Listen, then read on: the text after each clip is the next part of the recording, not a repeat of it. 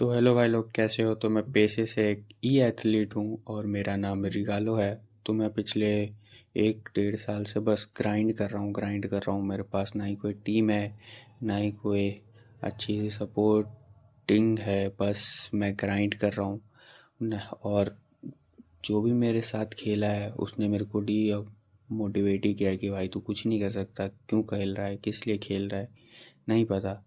तो बस मैं यही कि अगर किसी को एक प्लेयर की ज़रूरत है तो मेरे को डीएम कर सकता है, या किसी को टीम की ज़रूरत हो मेरे को डीएम कर सकता है। या तो मैं अपनी टीम बना लूँगा या तो कोई मेरे को अपनी टीम में रख लो, बात सिंपल है। और अगर मेरा परफॉर्मेंस आप सबको अच्छा लगे तो ठीक है, नहीं लगे तो कोई नहीं, आप बोल देना, मैं खुद ही चला जाऊँगा। होता है भाई, कोई कोई बोल नहीं पाता। बस यही है भाई, कमेंट ज़रूर करना और लाइक फॉलो कर ही देना भाई। बेशक भाई हो तुम, अपने सपोर्ट तो दिखाओगे ही।